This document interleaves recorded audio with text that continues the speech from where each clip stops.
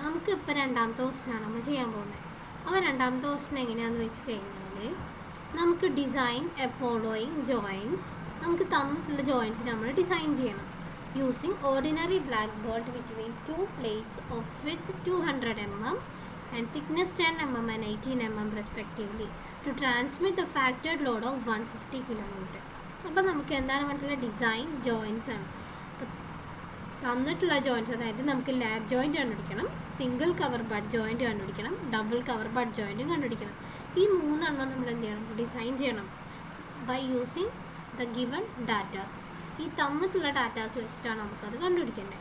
അപ്പോൾ നമ്മൾ എന്ത് ചെയ്യുക, ആദ്യം തന്നെ നമുക്കിവിടെ ഫിഗറോ കാര്യങ്ങളോ ഒന്നും തന്നിട്ടില്ല. അപ്പോൾ നമ്മൾ ലാബ് ജോയിൻറ്റ് കണ്ടുപിടിക്കാൻ പോകുമ്പോഴത്തേക്കും നമ്മൾ എന്ത് ചെയ്യണം, എപ്പോഴും ലാബ് ജോയിൻറ്റിൻ്റെ ഫിഗർ എങ്ങനെയായിരിക്കും വരാമെന്നുള്ളത് നോക്കി പോകണം. അതേപോലെ തന്നെ ബഡ് ജോയിൻറ്റിൻ്റെ വന്നു കഴിഞ്ഞാൽ എങ്ങനെയായിരിക്കും വരാമെന്നുള്ളത്. സ്പെസിഫിക്കേഷൻ ചെറിയ ചെറിയ മാറ്റങ്ങൾ വരുമെങ്കിലും ഷേപ്പിൽ മാറ്റങ്ങളൊന്നും വരില്ല. ഓക്കെ, അപ്പോൾ ആദ്യം തന്നെ ഇതിപ്പോൾ ഞാൻ വരച്ചതാട്ടോ. അപ്പോൾ ഉണ്ട് ഈ ഒരു ഫിഗർ ഉണ്ട്. ഇങ്ങനെയായിരിക്കും നമ്മുടെ എന്തെന്ന് വരുന്നത്, നമ്മുടെ ലാബ് ജോയിൻറ്റ് വരുന്നുണ്ടാവും, നടുവിലൊരു ബോൾട്ട് ഉണ്ടാവും. നമുക്ക് എന്ത് ചെയ്യുക, ഫസ്റ്റ് തന്നെ ഗിവൺ ഡാറ്റാസ് എടുത്ത് എഴുതണം. ഗിവൺ ഡാറ്റാസ് എടുത്ത് എഴുതിയതിന് ശേഷം നമ്മൾ എന്ത് ചെയ്യുക, ലാബ് ജോയിൻ്റ് ആണ് കണ്ടുപിടിക്കാൻ പോകുന്നത്.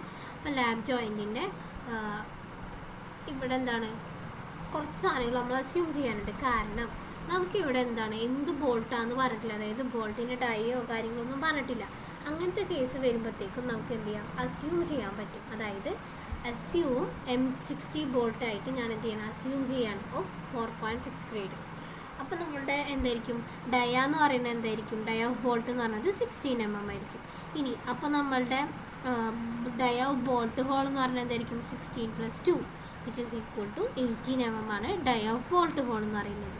ഇനി നമുക്ക് എന്താണ് 4.6 ആണെന്ന് പറഞ്ഞു.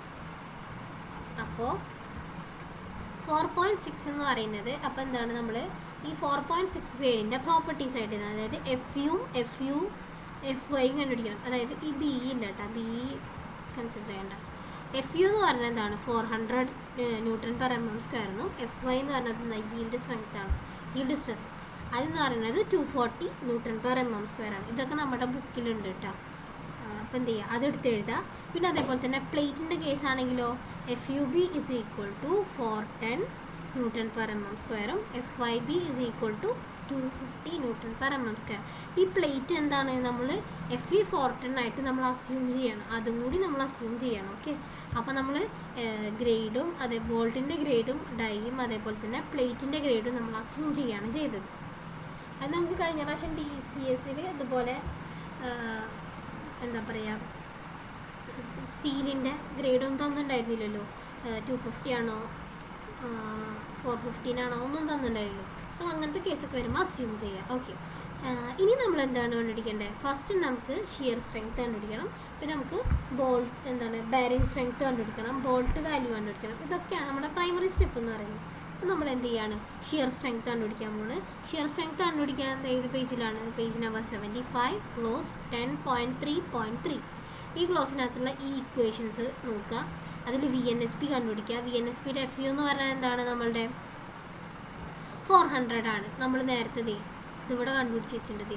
FU എന്ന് പറയുന്നത് 400 ആണ്. അതെടുത്ത് എഴുതി.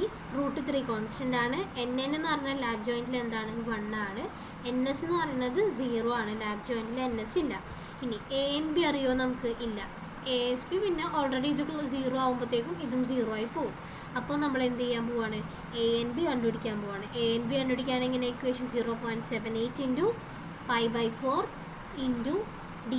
d² എന്ന് പറഞ്ഞാൽ എന്താണ്, നമ്മുടെ ഡൈ ഓഫ് ബോൾട്ട് എന്ന് പറയുന്നത് 16 ആണ്. അപ്പോൾ 16² ചെയ്യുമ്പോഴത്തേക്കും 156.82 mm² എന്നുള്ളത് നമുക്ക് ANB ആയിട്ട് കിട്ടി. ഇത് ഒരുപാട് വലിച്ചു നീട്ടില്ല, കാരണം അത്രയും അധികം എക്സ്പ്ലെയിൻ ചെയ്യേണ്ട ആവശ്യമില്ലാത്തതുകൊണ്ടാട്ടോ. ഞാൻ വേണമെന്നുണ്ടെങ്കിൽ ചോദിച്ചാൽ മതി, പറഞ്ഞുതരാം. അപ്പോൾ നമുക്ക് എന്താണ്, ഇത് കിട്ടി.